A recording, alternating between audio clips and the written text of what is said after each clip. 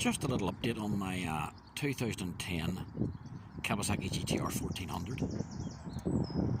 Now, I've had this for maybe 18 months now, and for the first year I grew to bloody hate the thing, and I'll tell you for why. Kawasaki's injection system, the most notchiest fuel injection system I've ever dealt with in all my days. Horrendous.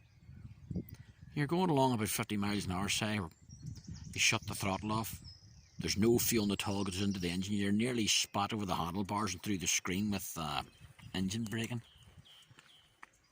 Then when you put the throttle on again, there's a very slight hesitation and the bike lurches, and away it goes. In round traffic, felt horrendous, snatchy, on off, pitching you back and forward.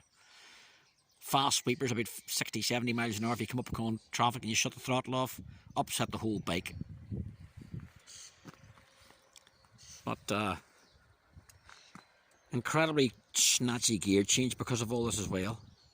Didn't make for a pleasant ride.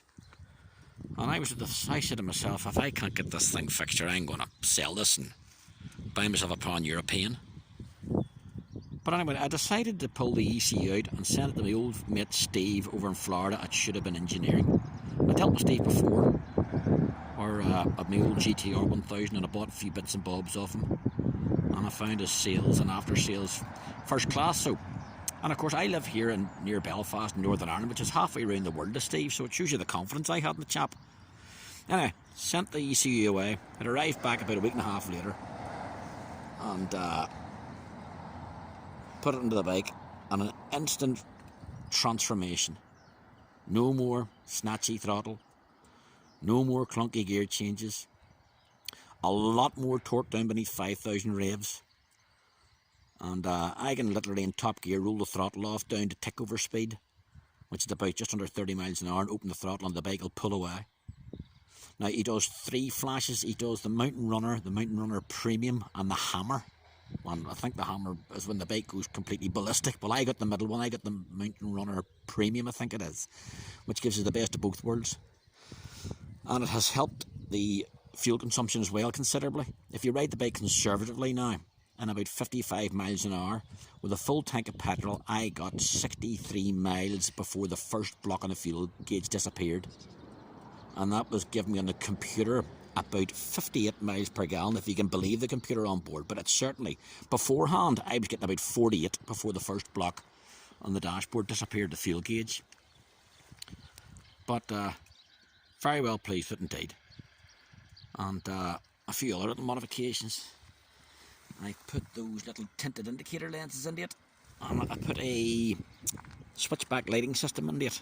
Bought it off a company called Lighten-up Design or Lightenupgrade on eBay. I'll see if you can put a link into the YouTube page.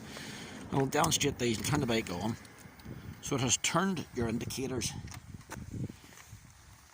into 2 little driving lamps. If you can see them there, they're illuminated. And now if I can hold this, you put the indicators on. If I can find the bloody switch. And it turns to an indicator, then you turn it off and the driving light comes back on. And the same with the rear, where it's turned the 2 indicators into tail lights. And again, if I can do this, which is going to be slightly footery, bear with me. Now, red and back to red. Nice little touch, I thought, and the more lights you have, well, obviously the better. But the flash has certainly transformed the bike. As I say beforehand, I couldn't stand it. And this is the way the bike now should have been. The fuel nump was horrible. So I can highly recommend Steve. And I noticed on some of the other YouTube pages, there's this business about flash wars, where for some reason Steve seems to get some sort of flack, which I can't understand, because I found his sales on his products 100%, so I would recommend them. But anyway, there we go, folks. A little look at my beautiful condition GTR 1400, which I'm definitely now going to keep. Anyway.